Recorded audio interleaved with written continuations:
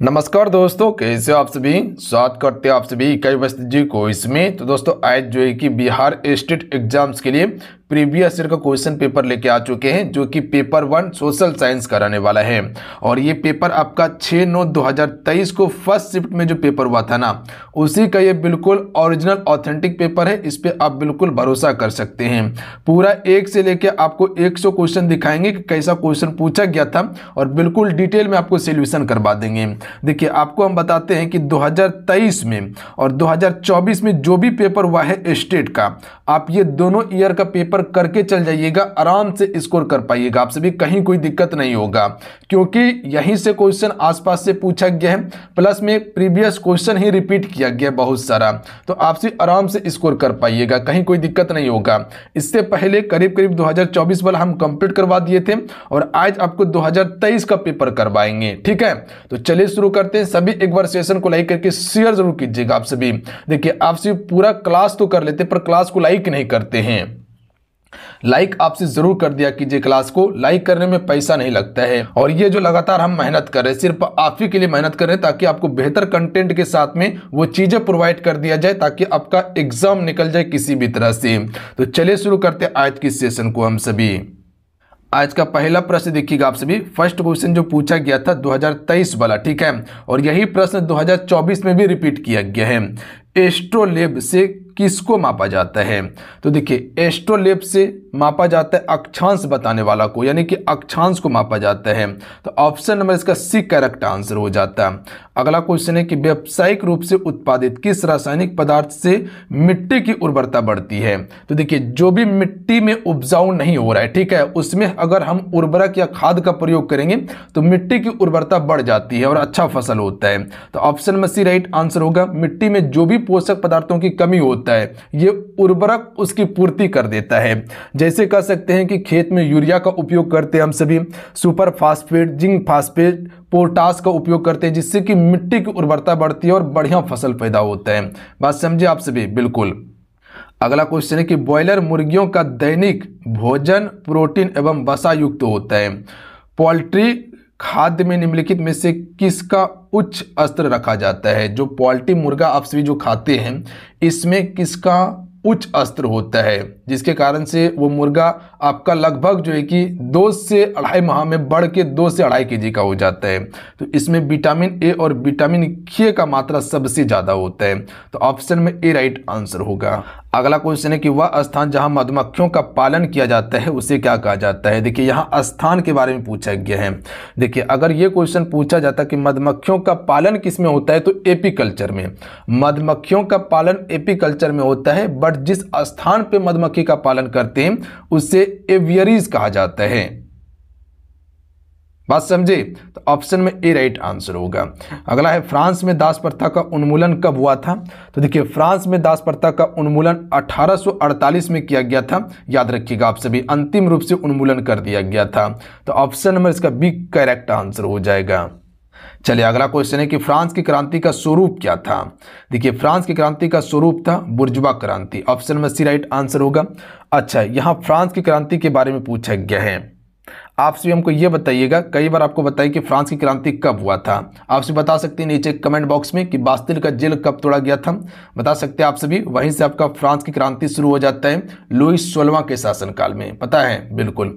बता सकते हैं कि कब हुआ था। नाजी पार्टी का प्रतीक चिन्ह क्या था? देखिए, नाजी पार्टी का प्रतीक चिन्ह था स्वास्तिक। याद रखिएगा आप सभी, क्या हो जाएगा? स्वास्तिक। ऑप्शन में बी। देखिए फ्रेंड, आपसे सेशन को जरूर लाइक किया कीजिए, वीडियो को लाइक जरूर कर दिया कीजिए। आप सभी ये मेहनत जो कर रहे हैं आप ही के लिए कर रहे हैं। क्यों कर रहे हैं? आपके लिए मेहनत। हम पूरा 100 क्वेश्चन एक बार में पढ़ाने का क्या मतलब है? ताकि जो चीजें पूछा गया उससे हम आपको अवगत करा दे रहे हैं, प्लस में जो भी एक्स्ट्रा फैक्ट बन रहा है वो भी आपको बताते चल रहे हैं, ताकि आयोग अगर इधर उधर से क्वेश्चन उठा के पूछ ले तो आराम से आप हैंडल करके प्रश्न को बना लीजिएगा, आपको दिक्कत नहीं होगा। तो ये लगातार मेहनत आपके लिए हम कर रहे हैं, तो अपना प्यार जरूर दीजिएगा। इस वीडियो को लाइक करके शेयर जरूर कीजिएगा आप सभी।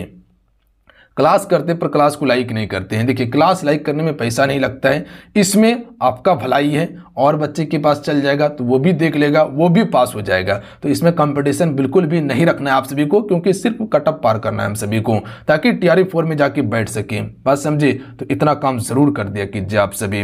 और आपसे हमको ये बताइएगा कि क्या एक 100 क्वेश्चन इंपॉर्टेंट हम ला दे, हिस्ट्री का, ज्योग्राफी का, पॉलिटी का, जो सिलेक्टेड क्वेश्चन हो सकता है। जैसे कि हिस्ट्री का 100 क्वेश्चन आपको हम प्रोवाइड कर देते हैं, वही जो सिलेक्टेड क्वेश्चन हो सकता है जो पेपर में डायरेक्ट आपका आ जाए। उसी प्रकार से भूगोल का करवा देंगे 100, और उसी प्रकार से फिर आपको 100 आपका पॉलिटी वाला करवा देंगे, यानी कि राजनीतिक शास्त्र वाला। बात समझे? इकोनॉमी का ज्यादा वेटेज नहीं है, लगभग 10% का वेटेज है इकोनॉमी का, लगभग जो कि 5 से 10 क्वेश्चन इकोनॉमी का है, नहीं के बराबर इकोनॉमी है। तीन ही सब्जेक्ट मोस्ट इंपॉर्टेंट आपके लिए, तो होगा तो करवा देंगे। नीचे कमेंट करके बताइएगा आप सभी। किस संधि के द्वारा जर्मनी पर कठोर और अपमानजनक शर्तें थोपी गई थी? देखिए 1914 का डेट आपको याद है, इस समय पहला विश्व युद्ध शुरू होता है और ये आपका 1918 तक चलता है, लगभग आपका 4 वर्षीय युद्ध चला था। देखिए 1917 में इस युद्ध से रूस अलग हो जाता है, यानी कि बाहर हो जाता है, और 1917 में ही आपका अमेरिका यानी कि USA जो है कि इस युद्ध में शामिल होता है। बात समझे? रूस अलग हुआ, इस युद्ध में अमेरिका शामिल होता है 1917 में ही। और यह संधि आपका वर्साई की संधि के तहत जो है कि जर्मनी पर कठोर और अपमानजनक शर्तें थोपी गई थी और जबरदस्ती इस युद्ध को समाप्त किया गया था। बात समझे? बिल्कुल बात समझे आप सभी। वर्साई की संधि कब हुआ था? 1919 में हुआ था। देखिए वर्साई की संधि ही मुख्य कारण था, जिसके कारण से कह सकते हैं कि द्वितीय विश्व युद्ध शुरू होता है 1939 में। देखिए वर्साई की संधि को 1935 में हिटलर क्या करता है, इसको अस्वीकार कर देता है, इसको नहीं मानता है, जिसके कारण से 1939 में फिर से युद्ध शुरू हो जाता है और 1945 तक युद्ध चलता है आप सभी का। बात समझे? 1945 में जब जापान आत्मसमर्पण कर देता है, उसके बाद ये युद्ध समाप्त हो जाता है। देखिए पेरिस की संधि कब हुआ था? 1763 में पेरिस की संधि होता है, और वर्साई की संधि बताए कि 1919 में हुआ था। और वियना की संधि कब हुआ था? यह आपका 1815 में वियना की संधि हुआ था, तो इसको आप याद रखिएगा। अगला है प्रथम विश्व युद्ध कब प्रारंभ हुआ था? अभी बताए कि 1914 में हुआ था। गुप्त संधि की नीति किसने अपनाई थी? तो देखिए गुप्त संधि की नीति बिस्मार्क ने अपनाई थी, तो बी राइट आंसर होगा इसका। चलिए थोड़ा सा फास्ट में करने का कोशिश करेंगे, क्योंकि समय भी देखना है, समय का बर्बादी नहीं करना है। द्वितीय विश्व युद्ध में धुरी राष्ट्रों में कौन सा राष्ट्र शामिल नहीं था? देखिए एक मित्र राष्ट्र था, एक धुरी राष्ट्र था। तो मित्र राष्ट्र में सोवियत संघ हो गया, USA हो गया, ब्रिटेन हो गया, फ्रांस हो गया, जबकि धुरी राष्ट्र में आपका जापान था, इटली था, जर्मनी था, जबकि सोवियत संघ इसमें शामिल नहीं था। बात समझे? मित्र में था। अगला है तिलका मांझी को फांसी किस वर्ष दिया गया था? देखिए तिलका मांझी का जन्म हुआ था 1750 में, तिलकपुर गांव में जन्म हुआ था, जो सुल्तानगंज में पड़ता है। बात समझे? इसे जबड़ा पहाड़ी के नाम से जाना जाता है, और तिलका मांझी शहर में इसको फांसी की सजा दिया गया था, पेड़ पर लटकाकर फांसी दे दिया गया था, जो भागलपुर में तिलका मांझी शहर है, और उसी के नाम पे तिलका मांझी विश्वविद्यालय का नाम भी पड़ा है। तो इसको दिया गया था 1785 में फांसी, याद रखिएगा, पेड़ से लटका कर दिया गया था। बात समझे? अच्छा आपसे बताइएगा कि किस अंग्रेज को इसने तीर से मार दिया था? पता है आप सभी को किस अंग्रेज को तीर से मार दिया था? तो क्लिपलैंड की हत्या किया था तिलका मांझी ने, क्लिपलैंड की हत्या किया था। अगला है कि बीज उर्वरक मशीनरी इत्यादि जैसे महत्वपूर्ण इनपुट एक प्रणाली बनाते हैं जिसे कहा जाता है, तो इसे फार्मिंग प्रणाली कहा जाता है। क्या कहा जाता है? फार्मिंग प्रणाली। अगला क्वेश्चन है कि निम्नलिखित में से कौन सा देश चावल का प्रमुख उत्पादक है? तो देखिए चावल का प्रमुख उत्पादक की बात किया जाए तो चीन हो जाएगा, याद रखिएगा। चीन चावल का सबसे ज्यादा उत्पादन करता है, उसके बाद अपना भारत हो जाएगा। देखिए भारत का प्रमुख खाद्य फसल क्या है? तो भारत का प्रमुख खाद्य फसल चावल है। सबसे ज्यादा चावल का उत्पादन वेस्ट बंगाल और तमिलनाडु करता है, और लेटेस्ट डाटा के अनुसार देखिएगा तो तमिलनाडु सबसे ज्यादा चावल का उत्पादन कर रहा है अभी। बात समझे? बिल्कुल। देखिए पूरा विश्व की बात किया जाए कि खाद्य फसल क्या है, तो गेहूं हो जाएगा, जबकि अगर सिर्फ भारत की बात किया जाए तो भारत का खाद्य फसल क्या है? चावल है। अगला क्वेश्चन है कि निम्नलिखित दालों में से जो मिट्टी की उर्वरता बहाल करने में मदद नहीं करता है वो कौन सा है? तो देखिए मिट्टी की उर्वरता बहाल करने में मदद करता है मूंग, चना, मटर करता है, जबकि अरहर नहीं करता है, क्योंकि अरहर का जो जड़े होता है उसको हम जब अरहर का गाछ काट देते, वृक्ष काट देते, तो जब खेती फिर से करते तो वो जड़ को उखाड़ के पूरा समेत फेंक देते हैं, तो वो मिट्टी की उर्वरता बहाल नहीं करता है। जबकि मटर हो गया, चना हो गया, मूंग हो गया, ये सभी का जो वृक्ष होता है मिट्टी में गल जाता है, जिसके कारण से मिट्टी की उर्वरता बढ़ता है। अगला क्वेश्चन है कि निम्नलिखित में से कौन खरीफ फसल का उदाहरण है। तो देखिए चावल जो है ये आपका क्या है, खरीफ फसल है, जबकि गेहूं, चना, मटर ये आपका रबी फसल का उदाहरण है। अगला क्वेश्चन है कि निम्नलिखित फसलों में से भारत दुनिया में अग्रणी उत्पादक और निर्यातक है, यानी कि निर्यात भी कर रहा है, उत्पाद भी कर रहा है, क्या बता सकते? कॉफी, दाल, चाय, दही। दाल तो नहीं होगा, दाल उत्पादन सबसे अधिक करता है, प्लस में वो आयात भी सबसे ज़्यादा करता है भारत ही, क्योंकि भारत में दाल का इतना उपयोग है कि उसका पेट ही नहीं भरता है, तो बाहर से भी मंगाना पड़ जाता है दाल, तो ये आंसर नहीं होगा। तो इसका राइट आंसर होगा सी। ध्यान दीजिएगा, अग्रणी उत्पादक है, प्लस में निर्यात भी करता है दूसरे देश को। सबसे ज़्यादा चाय का उत्पादन कौन करता है? असम का गुवाहाटी। सबसे अच्छा किस्म का चाय का उत्पादन कौन करता है? तो आपका दार्जिलिंग करता है। अगला क्वेश्चन देख लीजिएगा, अरेबिका किस्म की कॉफ़ी शुरुआत में निम्नलिखित में से किस देश से लाई गई थी?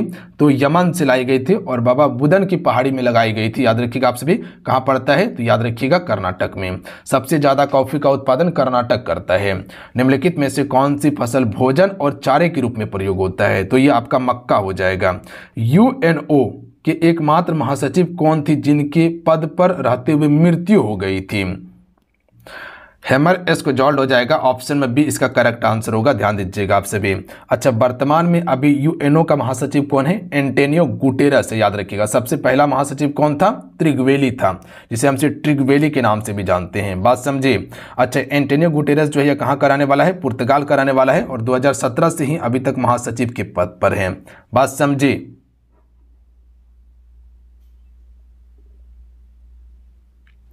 प्रथम महासचिव त्रिगवेली था, जो नॉर्वे का था। अगला क्वेश्चन देख लीजिएगा, संयुक्त राष्ट्र महासभा के अध्यक्ष का कार्यकाल कितने वर्ष का होता है? तो 5 वर्ष का होता है। याद रखिएगा आपसे, कितना? 5 वर्ष। राष्ट्र संघ के चार्टर सदस्य कितने राष्ट्र थे इसमें? तो राष्ट्र संघ के चार्टर सदस्य में 42 राष्ट्र शामिल थे। अच्छा, राष्ट्र संघ की स्थापना कब हुआ था? 1920 में। जबकि संयुक्त राष्ट्र संघ की स्थापना की बात किया जाए तो ये आपका 1945 में हुआ था। संयुक्त राष्ट्र 1945 में और राष्ट्र संघ 1920 में स्थापित हुआ था।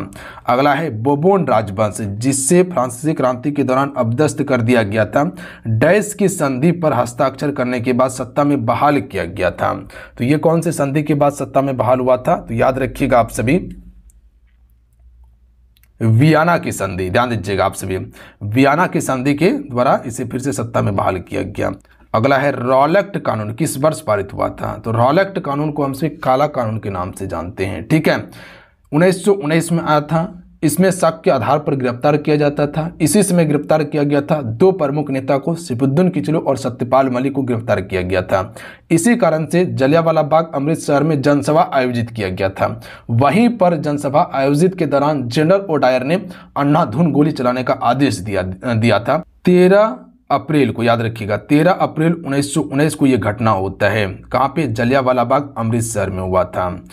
चलिए, अगला क्वेश्चन है कि साइमन कमीशन किस वर्ष भारत आया था? तो देखिए, साइमन कमीशन 3 फरवरी 1928 को भारत आया था, बट इसकी स्थापना 1927 में ही किया गया था। इसमें एक भी भारतीय नहीं रहने के कारण इसका भारत में जोर शोर से विरोध किया गया। इसी विरोध के कारण कह सकते हैं कि जो लाला लाजपत राय था, जिसे पंजाब ए शेर के नाम से जानते हैं, बताएं आप सभी को, उसी के द्वारा ज़्यादातर जो है कि इस आंदोलन को प्रदर्शन किया गया था, यानी कि बढ़ाया गया था, नारा लगाया गया था। अंग्रेजों ने उस पर लाठी चार्ज करवाया था। सिर पे लाठी लगने के कारण उसका मृत्यु हो गया था कुछ दिन के बाद। बात समझे? अल्लूरी सीतारामैया राजू कौन थे? ये आंध्र प्रदेश का आदिवासी नेता थे। इंग्लैंड में चार्टिस्ट आंदोलन कब हुआ था? तो 1838 में हुआ था। लंदन में अनिवार्य प्राथमिक शिक्षा कानून कब लागू किया गया था? 1870 में किया गया था। बम्बई की चौल किस प्रकार की इमारत थी? तो बम्बई की चौल बहुमंजिला इमारत थी। याद रखिएगा आप सभी, ये सभी प्रश्न को एग्जैक्ट याद रखिएगा। अगला है, भारत में पहली बार कब और कहां धुआं निरोध कानून पारित हुआ था? 1863 कोलकाता में हुआ था। देखिएगा, ये शिफ्ट जो आप देख रहे हैं ना, कुछ कुछ प्रश्न आपको 2024 वाला में भी देखने के लिए मिला होगा, जो लगाए होंगे आप सभी, रिपीट किया गया है। तो क्या लगता है आगे आपका 2025 वाला जो हो रहा है रिपीट नहीं होगा, 100% रिपीट होगा आपका। तो जरूरी है फ्रेंड कि ध्यानपूर्वक सवाल को पढ़ना और जो चीज़ें आपको हम एक्स्ट्रा बता रहे हैं उसको ध्यान से बिल्कुल सुन के कहीं कॉपी में नोट डाउन कर लेना। उसके बाद चल जाइएगा पेपर देने के लिए, नहीं पेपर में प्रश्न बना के आइएगा तब हमको बोलिएगा आप। भूमंडलीयकरण शब्द का इजाद किसने और कब किया था? तो ये आपका जॉन विलियमसन ने 1990 में किया था। अगला है एशियाई विकास बैंक की स्थापना कब की गई? तो इसकी स्थापना दिसंबर 1966 में की गई। आपका मुख्यालय कहाँ पे है? तो याद रखिएगा फिलीपींस की राजधानी मनीला में इसका मुख्यालय है। याद रखिएगा आप सभी, कहाँ पे? मनीला में। अगला है जापान में छपाई की तकनीकी किनके द्वारा लाई गई थी? तो जापान में छपाई की तकनीकी जो लाई गई ये आपका चीनी बौद्ध भिक्षुओं के द्वारा लाई गई थी। याद रहेगा। भारतीय भूभाग विश्व के कुल भौगोलिक क्षेत्रफल का कितना प्रतिशत है? तो मात्र में 2.4% है। याद रखिएगा आप सभी, कितना? 2.4%। अच्छा, भारत का क्षेत्रफल कितना है? 32,87,263 वर्ग किलोमीटर है। कितना?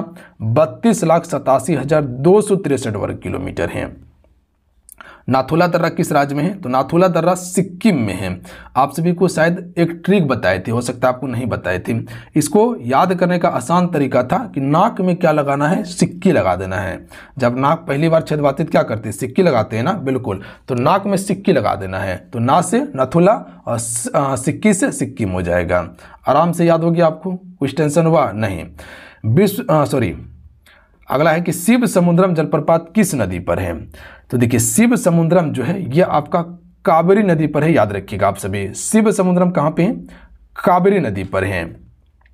अच्छा, जोग या गोरसप्पा कहाँ पर है? तो श्रावती नदी पर है। हुंड्रू जलप्रपात स्वर्णरेखा नदी पर है।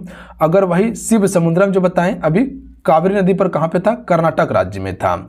अच्छा, आपसे बताइएगा कि गोकक जलप्रपात जो है किस नदी पर है? तो घाटप्रभा नदी पर है। कहाँ पे? तो याद रखिएगा कर्नाटक में। धुआंधार नर्मदा मध्य प्रदेश में है। और दूध सागर जो जलप्रपात देखते हैं वो मांडवी नदी गोवा में है। दूध सागर, धुआंधार वो आपका नर्मदा नदी मध्य प्रदेश में है, जबकि दूध सागर मांडवी नदी गोवा में है। चीजें क्लियर हैं? अगला है निम्नलिखित में से किस नदी का उद्गम अमरकंटक से नहीं है? देखिए अमरकंटक की अगर पहाड़ी की बात किया जाए तो ये मध्य प्रदेश और छत्तीसगढ़ की सीमा पर पहाड़ी है। यहाँ से एक नदी निकलती है सोन नदी, जो दानापुर के पास यानी कि पटना के पहले ही जाके मिल जाती है। कहाँ से? गंगा से। बात समझे? और इसी की एक नदी सहायक है जोहिला। बात समझे? ये भी आपका अमरकंटक की पहाड़ी से निकल के सोन नदी में मिलेगा। और यहीं से एक नदी निकलती है नर्मदा, जो पश्चिम की ओर बहती हुई खंबात के खाड़ी में गिर जाती है। जबकि ताप्ती की बात किया जाए तो इसका उद्गम अमरकंटक की पहाड़ी में नहीं है, इसका उद्गम है सतपुड़ा रेंज से। याद रखिएगा, मुल्ताई नामक स्थान से निकलती है, बैतूल जिला से। बात समझे? अगला है सर्वप्रथम मानसून शब्द किस देश के नाविकों का द्वारा प्रयोग किया गया था? तो अरब वासियों के द्वारा प्रयोग किया गया था मानसून शब्द। मानस वन्यजीव अभ्यारण्य कहाँ पे है? असम में है। याद रखिएगा आप सभी। और काजीरंगा भी असम में है, जो एक सिंह गंडा के लिए प्रसिद्ध है, एक सिंह वाला गेंडा। रबड़ किस प्रकार की वनस्पति श्रेणी में आता है? तो रबड़ जो है ये उष्णकटिबंधीय सदाबहार वनस्पति में है। देखिए रबड़ के लिए वर्षा लगभग 200 सेमी चाहिए। ध्यान दीजिएगा, जहाँ भी 100 सेमी से अधिक वर्षा हो रहा है वहाँ पर उष्णकटिबंधीय सदाबहार वन ही पाया जाएगा, और जहाँ 100 सेमी से कम वर्षा होगा तो वहाँ उष्णकटिबंधीय पर्णपाती वन पाया जाता है। सिनकोना वृक्ष पाए जाने वाले क्षेत्र में वर्षा कितनी होती है? तो जहां सिनकोना वृक्ष पाई जाती है वहां लगभग 100 सेमी से अधिक वर्षा होती है। बात समझिए? ये उष्णकटिबंधीय सदाबहार वनस्पति है सिनकोना, क्योंकि 100 सेमी से अधिक वर्षा में पाया जा रहा है। भारत के किस राज्य में सर्वाधिक जनघनत्व है? तो पता है कि बिहार में सबसे ज़्यादा है, और सबसे कम कहाँ पे है? अरुणाचल प्रदेश में है। याद रखिएगा, जनसंख्या घनत्व क्या होता है? जो 1 किलोमीटर में व्यक्ति निवास करता है, यानी 1 किलोमीटर स्क्वायर में जो व्यक्ति निवास करता है, जैसे कि 1106 व्यक्ति निवास कर रहे हैं बिहार में 1 वर्ग किलोमीटर में, उसी को जनघनत्व कहा जाता है। सबसे ज्यादा जन घनत्व वाला केंद्र शासित प्रदेश कौन सा हो जाएगा? तो दिल्ली हो जाएगा। और सबसे कम कौन सा है? तो अंडमान निकोबार है। अगला है कि विश्व में सर्वाधिक जनसंख्या किस देश की है?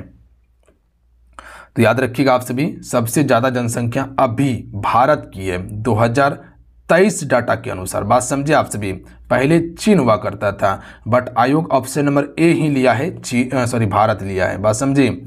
अगला क्वेश्चन देखिए, भारत की जनसंख्या लगभग अभी के समय में देखिएगा तो आपका 142.86 करोड़ है। समझे? 142.86 करोड़। वहीं चीन की जनसंख्या की बात किया जाए तो 142.57 करोड़ है। बस ये आपको डिफरेंस देखना है। श्रीलंका की राजधानी कहाँ है? जयवर्धनापुरा कोट्टी। याद रखिएगा आप सभी, ऑप्शन में ए राइट आंसर होगा। जबकि पुरानी राजधानी इसका कोलंबो था, बट अभी नया राजधानी जयवर्धना पुराकोट्टे होगा। अगला क्वेश्चन देख लीजिएगा, भूटान का क्षेत्रफल का कितना प्रतिशत वन आच्छादित है? 70% वन आच्छादित है। याद रखिएगा, पहाड़ी इलाका वाला है भूटान। इसकी राजधानी कहाँ है? थिम्पू है। अगला है, पोखरा किस देश का नगर है? तो पोखरा नेपाल में है। देखिए, काठमांडू के बाद सबसे ज़्यादा जनसंख्या जो है वो पोखरा में ही है। याद रखिएगा, आप सभी नेपाल का है। 1 सेमी बराबर 1 किलोमीटर के लिए सही प्रतिनिधि भिन्न क्या होगा? तो देखिए, 1 सेमी बराबर हो जाएगा तो 1 किलोमीटर, तो 1 किलोमीटर में कितना सेमी हो जाएगा? 1 लाख सेमी हो जाएगा। देखिए समझिएगा, देखिए 100 सेंटीमीटर बराबर जो होता है वो 1 मीटर होता है। 100 सेंटीमीटर बराबर 1 मीटर। और वहीं 1000 मीटर की बात किया जाए तो ये आपका 1 किलोमीटर के बराबर होता है। और वहीं 1 किलोमीटर की बात किया जाए तो 1 किलोमीटर बराबर होता है 1 लाख सेंटीमीटर होता है। तो ऑप्शन नंबर क्या हो जाएगा? डी राइट आंसर होगा। क्षेत्र में जाकर इकट्ठे किए गए आंकड़े को क्या कहा जाता है? तो जो क्षेत्र में जाकर इकट्ठे आंकड़े को करेंगे ना, वो प्राथमिक आंकड़ा होगा। और वही आंकड़े को बाद में कहीं भी उपयोग हम कर रहे हैं, या वैज्ञानिक में या और कोई चीज में, तो वो द्वितीय आंकड़ा हो जाएगा। बात समझे? अगला क्वेश्चन है कि भोपाल गैस त्रासदी के लिए जिम्मेदार गैस कौन सी थी? तो मिथाइल आइसोसाइनाइड कब रिलीज हुआ था? 3 दिसंबर 1984 को हुआ था। अच्छा, किस कंपनी से हुआ था? तो याद रखिएगा, यूनियन कार्बाइड नामक कंपनी थी, जो कह सकते हैं कि एक जहरीली गैस बना रही थी, मिथाइल आइसोसाइनाइड। इसी का रिलीज हुआ था। कहाँ की कंपनी थी? अमेरिका की कंपनी थी। बात समझे? कीटनाशक दवा बनाती थी ये।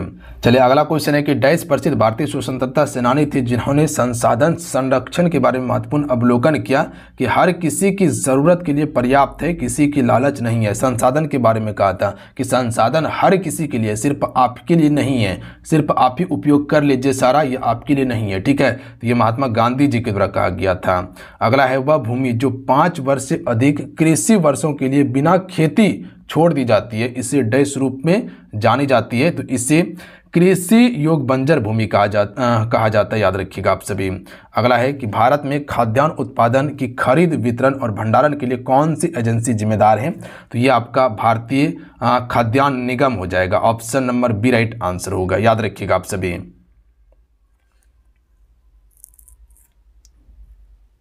भारतीय खाद्यान्न निगम की स्थापना भी याद रखिएगा, यह आपका 1965 में स्थापित किया गया था। चलिए, अगला क्वेश्चन है कि भारत में श्वेत क्रांति का पिता किसे कहा जाता है? तो डॉक्टर वर्गीज कुरियन को कहा जाता है। ध्यान दीजिएगा आप सभी, श्वेत क्रांति जो दुग्ध उत्पादन के लिए जाना जाता है और दुग्ध उत्पादन में क्रांति ला दिया था। जबकि डॉक्टर एम.एस. स्वामीनाथन को हरित क्रांति का जनक कहा जाता है, क्योंकि हरित क्रांति से गेहूं और चावल के उत्पादन में वृद्धि हो गया था। ताज़ा पानी मुख्य रूप से सतही अपवाह और भूजल से प्राप्त होता है, जिसे डैश के माध्यम से लगातार नवीनीकृत और रिचार्ज किया जाता है। तो राइट आंसर ऑप्शन में से हो जाएगा हाइड्रोलॉजिकल चक्र के द्वारा किया जाता है। नर्मदा बचाओ ये संबंधित है सरदार सरोवर बांध से संबंधित है नर्मदा बचाओ आंदोलन। अगला है, आज भारत में जल विद्युत शक्ति लगभग योगदान करती है उत्पादित कुल बिजली का कितना प्रतिशत है? तो ये लगभग 22% है। देखिए, भारत में सबसे ज़्यादा जो विद्युत का उत्पादन होता है वो तापीय विद्युत का उत्पादन होता है। बात समझे? इसके अलावा कह सकते हैं कि जल विद्युत हो गया, सौर ऊर्जा हो गया, उसके बाद पवन ऊर्जा हो गया, ये सभी का भी योगदान बढ़ रहा है धीरे धीरे। अगला क्वेश्चन है कि लौह अयस्क की गलाने में प्रयुक्त धातु कर्म कोयला कौन सा हो जाएगा? तो देखिए, लौह अयस्क को गलाने के लिए सबसे ज़्यादा हम बिटुमिन्स कोयला का प्रयोग करते हैं और भारत में सबसे ज़्यादा बिटुमिन्स कोयला ही पाया जाता है। इसमें लगभग जो है कि कार्बन की मात्रा 70 से 80% के अप्रॉक्स में देखने के लिए मिलता है, जबकि एंथ्रासाइट में 80 से लेकर 90% तक रहता है। ध्यान दीजिएगा कार्बन की मात्रा। तो सबसे अच्छा किस्म की बात किया जाए तो एंथ्रासाइट है, बट एंथ्रासाइट भारत में ज़्यादा नहीं है, ये आपका जम्मू कश्मीर वाला क्षेत्र में है। जबकि बिटुमिन्स कोयला पूरे भारत में पाया जाता है और सबसे ज़्यादा है। ठीक है, पीट कोयला सबसे बेकार होता है, इसमें कार्बन की मात्रा लगभग 30-35 के अप्रॉक्स में है। अगला क्वेश्चन है कि निम्नलिखित में से कौन सा खनिज मोनाजाइट रेत में निहित है? तो थोरियम हो जाएगा। सबसे ज़्यादा थोरियम कहाँ है? केरल राज्य में है। याद रखिएगा आप सभी। बिहार में कितने प्रतिशत भौगोलिक क्षेत्रफल पर वन फैला है? तो लगभग 7% पर है। ध्यान दीजिएगा आप सभी। कितना प्रतिशत बताएं? 7% बताएं। अगर डाटा में देखा जाए तो लगभग आपका 7380 किलोमीटर के अप्रॉक्स में है, वर्ग किलोमीटर में 7380 पॉइंट जो है आपका 79 वर्ग किलोमीटर में वनों का विस्तार है। बात समझे। अगर मुख्य रूप से डाटा की बात किया जाए तो वो आपका जो हो जाएगा 7.84%, ये आप याद रखिएगा, ये आपका मुख्य हो जाएगा। काजीरंगा राष्ट्रीय उद्यान ये कहाँ पर है, तो याद रखिएगा आप इससे भी, काजीरंगा है असम में, जो एक सिंह गैंडा के लिए प्रसिद्ध है। अगला है कि सिंगरौली किस राज्य का सबसे प्रमुख कोयला क्षेत्र है, तो ये आपका मध्य प्रदेश का हो जाएगा सिंगरौली, याद रखिएगा आप सभी। बात समझिए। देखिए कोयला क्षेत्र की बात किया जाए तो दामोदर घाटी प्रमुख कोयला क्षेत्र है, सबसे बड़ा कोयला क्षेत्र है। जैसे कि इसके अंतर्गत झरिया हो गया, बोकारो हो गया, गिरिडीह हो गया, कर्णपुरा हो गया, ये सभी क्षेत्र आता है। बात समझे। वहीं अगर पश्चिम बंगाल की बात किया जाए तो वहां पर एक फेमस है रानीगंज कोयला क्षेत्र, ध्यान दीजिएगा आप सभी। छत्तीसगढ़ में कौन सा फेमस है, कोरबा, छत्तीसगढ़ में। और आपका उड़ीसा की बात किया जाए तो उड़ीसा में आपका फेमस है सुंदरगढ़ और सबलपुर, याद रखिएगा, सुंदरगढ़ और सबलपुर उड़ीसा में कोयला क्षेत्र हैं। प्राथमिक ऊर्जा उदाहरण नहीं है। तो देखिए कोयला, पेट्रोलियम और प्राकृतिक गैस प्राथमिक ऊर्जा है, जबकि विद्युत ये आपका द्वितीय ऊर्जा होगा, क्योंकि कोयला से विद्युत उत्पन्न होगा। तो कोयला प्राथमिक है और कोयला से जो ऊर्जा उत्पन्न किया जाएगा वो आपका तापीय ऊर्जा यानी कि विद्युत ऊर्जा होगा, तो ये द्वितीय हो जाएगा। जितने भी प्राकृतिक स्रोत से हैं वो आपका प्राथमिक होगा। अगला है निम्नलिखित में से कौन छोटे पैमाने का उद्योग है, तो खिलौना उद्योग छोटे पैमाने का है। Tata iron and steel company की स्थापना 1907 में किया गया था। कहाँ पे, साक्षी नामक स्थान पे किया गया था, जमशेदपुर झारखंड में। किसने किया था, दोराबजी टाटा ने किया था। देखिए वास्तविक संस्थापक जमशेदजी नोराबजी टाटा को माना जाता है, और जमशेदजी नोराबजी टाटा इसको स्थापित नहीं कर पाते क्योंकि 1904 में इसका मृत्यु हो जाता है, तो यह स्थापित नहीं कर पाया था। बट प्रारंभिक विचार स्थापित करने का जमशेदजी नोराबजी टाटा के मन में ही था, इसीलिए इसको वास्तविक संस्थापक कहते हैं। बट स्थापना किसने किया था, दोराबजी टाटा ने 1907 में किया था। यह आपका स्वर्णरेखा और खरकई नदी के तट पर है। भारत का सर्वाधिक विदेशी व्यापार किस मार्ग से होता है, तो याद रखिएगा समुद्री मार्ग से होता है। अगला है कि भारत में रेल लाइन परिचालन शुरू हुआ था 1853 में। लॉर्ड डलहौजी को रेलवे का जनक माना जाता है, याद रखिएगा आप सभी। और मुंबई से थाने के बीच में 34 किलोमीटर की लाइन चलाई गई थी। सबसे ज्यादा रेल लाइन का विकास किसके क्षेत्र में हुआ था, किसके समय में, तो लॉर्ड कर्जन के समय में हुआ था। लॉर्ड कर्जन के समय में ही 1905 में बंगाल विभाजन हुआ था, तो ये भी फैक्ट को याद रखिएगा। संसार की सबसे ऊंची सड़क कौन सी है, तो राइट आंसर हो जाएगा ऑप्शन में भी, लद्दाख का उमलिंग लादर्रा हो जाएगा, यह संसार का सबसे ऊंची सड़क है। इनमें से कौन सी प्राकृतिक आपदा नहीं है, तो देखिए सुनामी, बाढ़, भूकंप प्राकृतिक है, आतंकवाद प्राकृतिक आपदा नहीं होगा, ये मानव रहित आपदा है। अगला है मानचित्र में नीले रंग द्वारा किस भाग को दर्शाया जाता है, तो नीले रंग से हम सभी जल को दर्शाते हैं, भूरा रंग से पर्वत को, हरा रंग से मैदान को, और पठार को किस रंग से दर्शाते हैं, कोई बता सकते हैं, पठार को तो पीला रंग से, याद रखिएगा आप सभी, पीला रंग से दर्शाते हैं। बिहार में सर्वप्रथम नगर निगम की स्थापना कहाँ हुआ था, पटना में हुआ था। और कब स्थापित हुआ था, 15 अगस्त 1952 को स्थापित किया गया था। कहलगांव तापीय विद्युत परियोजना किस जिले में है, तो देखिए कहलगांव वाला भागलपुर में है, याद रखिएगा आप सभी। कहलगांव वाला कहाँ पे है, भागलपुर में। अगर वही क्वेश्चन पूछा जाए कि बताइए कांटी आपका तापीय विद्युत परियोजना जो है ये आपका बिहार के किस जिले में है, तो मुजफ्फरपुर जिले में है, कांटी वाला। अगर वहीं पूछा जाए कि बरौनी वाला कहाँ है, तो बेगूसराय में है बरौनी वाला। और नवीनगर वाला कहाँ पे है, तो औरंगाबाद में है नवीनगर वाला। अगला है 2011 जनगणना के अनुसार बिहार का साक्षरता दर कितना है, तो 61.8% है। देखिए भारत का साक्षरता दर की बात किया जाए तो 4% है, 74.4 भारत का है, जबकि बिहार का 61.8 है। इसमें अगर पुरुष साक्षरता दर की बात किया जाए कि बिहार में कितना है, तो 71.2% पुरुष है, और महिला कितना है, तो 51.5% है महिला। उसके बाद है कि पिनासे की सैनिक सरकार कितने वर्ष तक सत्ता में रही थी, तो 17 वर्ष तक सत्ता में रही थी, याद रखिएगा आप सभी। अगला है बेल्जियम में सामाजिक विभाजन का आधार क्या था, भाषा था। बेल्जियम बहुत छोटा सा आपका देश है, कह सकते हैं कि हरियाणा से भी छोटा है, और उससे भी कम जनसंख्या यहाँ पर है। गौरवपूर्ण क्रांति कहाँ हुई थी, तो गौरवपूर्ण क्रांति आपका इंग्लैंड में हुई थी, याद रखिएगा आप सभी। इसे रक्तहीन क्रांति कहा जाता है क्योंकि इसमें एक भी रक्त नहीं बहा था। कब हुआ था, 1688 में गौरवपूर्ण क्रांति हुआ था, बात समझे। चलिए अगला क्वेश्चन देख लीजिएगा कि लोकतंत्र में कल्याणकारी राज्य की संकल्पना संविधान के किस अनुच्छेद में है। तो देखिए, जब भी कल्याणकारी राज्य की बात किया जाए तो ये संविधान के भाग 4 हो जाएगा। याद रखिएगा, अनुच्छेद 36 से लेकर 51 तक जो चर्चा हुआ है नीति निर्देशक तत्व, उसी में कल्याणकारी राज्य का प्रावधान किया गया है। बात समझे, बिल्कुल बात समझे आप सभी। देखिए, जो नीति निर्देशक तत्व है ये न्यायालय में बाध्य नहीं होता है, यानी कि अगर इसके अनुसार कोई भी चीज़ आपको नहीं दिया जा रहा है तो आप न्यायालय नहीं जा सकते, न्यायालय में आपका सुनवाई नहीं होगा। बात समझे, बिल्कुल। मौलिक अधिकार के तहत आप जा सकते हैं न्यायालय, वो आपका सुनेगा। मौलिक अधिकार का संरक्षक आपका कौन होता है? न्यायालय ही होता है, याद रखिएगा आप सभी। रीपोलिंग क्या है? तो पुनः मतदान करना होता है। अपने सभी नागरिकों को समान मताधिकार प्रदान करने वाला पहला देश कौन था? न्यूजीलैंड था। अच्छा, भारत में महिलाओं को मत देने का अधिकार कब दिया गया था? 1919 में दिया गया था। चलिए अगला क्वेश्चन है कि भारतीय संविधान में मौलिक कर्तव्य किस देश से लिया गया है? तो ये आपका रूस के संविधान से लिया गया है। ये संविधान के भाग 4 को में है, अनुच्छेद 51 को में रखा गया है। देखिए, संविधान में मौलिक कर्तव्य आपका 42वां संविधान संशोधन 1976 के तहत जोड़ा गया था सरदार स्वर्ण सिंह समिति के अनुशंसा पर। बात समझे, उस समय कुल 10 मौलिक कर्तव्य था। मौलिक कर्तव्य ये बताता है कि आपको देश के प्रति क्या करना है। ठीक है, आपको देश के प्रति क्या करना है, क्या चीज का रक्षा करना है, संविधान को किस तरह से पालन करना है, जो देश के लिए बलिदान दिया है उसको मन में सजो के रखना है आप सभी को। ये मौलिक कर्तव्य आपको बताता है।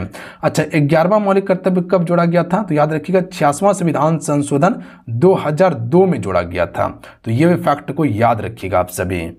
अगला क्वेश्चन है कि लोकसभा का कार्यकाल कितने वर्ष का होता है? तो 5 वर्ष का होता है। और विधान मंडल की बात किया जाए, जिसे विधानसभा भी कहा जाता है, इसका भी कार्यकाल 5 वर्ष का होता है। जबकि विधान परिषद और राज्यसभा ये दोनों का कार्यकाल 6 वर्ष का होता है। और इन दोनों का सदस्य बनने के लिए उम्र 30 वर्ष होना चाहिए। जबकि विधानसभा और लोकसभा का सदस्य बनने के लिए उम्र 25 वर्ष होना चाहिए। बात समझे, बिल्कुल। अगला क्वेश्चन देखिए, किसी सदस्य की मृत्यु या इस्तीफा के बाद होने वाले चुनाव को क्या कहा जाता है? तो कोई भी सदस्य का मृत्यु या इस्तीफा दे दिया तो उसके बाद जो चुनाव होता है उसे उपचुनाव कहा जाता है। बात समझे, उपचुनाव। और पूरा 5 साल कार्यकाल पूरा करने के बाद जो चुनाव होगा उसे आम चुनाव कहा जाएगा। बात समझे। अगला क्वेश्चन है कि मतदान पहचान पत्र के लिए कितने प्रमाण पत्र वैध हैं? तो कुल 12 प्रमाण पत्र वैध है। अगला है, लोकसभा में अनुसूचित जातियों के लिए कितने सीट हैं? तो अनुसूचित जाति के लिए 84, जबकि अनुसूचित जनजाति यानी कि एसटी के लिए 47 सीट हैं। अगला है कि किस संविधान संशोधन के अनुसार लोकसभा का कार्यकाल 6 वर्ष किया गया था? तो 42वां संविधान संशोधन 1976 के तहत क्या किया गया? लोकसभा का कार्यकाल 6 वर्ष बढ़ाया गया था। बट फिर 44वां संविधान संशोधन जब हुआ था 1978 में, इसके द्वारा क्या कर दिया गया? 6 वर्ष से घटाकर फिर 5 वर्ष कर दिया गया था।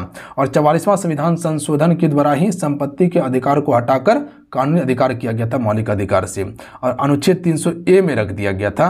तो संपत्ति का अधिकार अभी कहाँ है? तो कानूनी अधिकार अनुच्छेद 300A में है। बात समझे। अगला है, विधानसभा का नेता होता है। तो देखिए, विधानसभा का नेता मुख्यमंत्री होता है और लोकसभा का नेता कौन होता है? प्रधानमंत्री। राज्यसभा को किस अनुच्छेद के अनुसार विशिष्ट शक्ति प्रदान है? तो अनुच्छेद 249 के तहत है। भारत के संविधान में निम्नलिखित में से कौन सा समानता के अधिकार में शामिल नहीं है? तो देखिए, समानता के अधिकार में शामिल हो जाएगा कानून के समक्ष समानता, अस्पृश्यता का उन्मूलन, रोजगार की अवसर की समानता। जबकि आर्थिक बराबरी ये नहीं है। तो ऑप्शन नंबर इसका डी राइट आंसर हो जाएगा। अगला क्वेश्चन है कि निम्न में से कौन एक राजनीतिक अधिकार नहीं है? मतदान का अधिकार राजनीतिक है, चुनाव लड़ने का अधिकार राजनीतिक है, किसी धर्म को स्वीकार करने का अधिकार ये आपका राजनीतिक अधिकार नहीं है, ये मौलिक अधिकार है। याद रखिएगा आप सभी। अनुच्छेद 25 क्या कहता है? कि आप किसी भी धर्म को अपना सकते हैं, उसका प्रचार प्रसार कर सकते हैं, कोई आपको नहीं रोकने जा रहा है। तो किसी भी धर्म को स्वीकार करना ये राजनीतिक अधिकार नहीं, ये मौलिक अधिकार है आपका। सरकार की आलोचना करना ये राजनीतिक अधिकार है। तो कौन सा सही नहीं है? Option number C. अगला है, निम्नलिखित में से कौन सा कथन सही है? तो देखिए, सही कथन इसमें ऑप्शन नंबर सी हो जाएगा कि यहाँ धर्म निरपेक्षता का सिद्धांत है।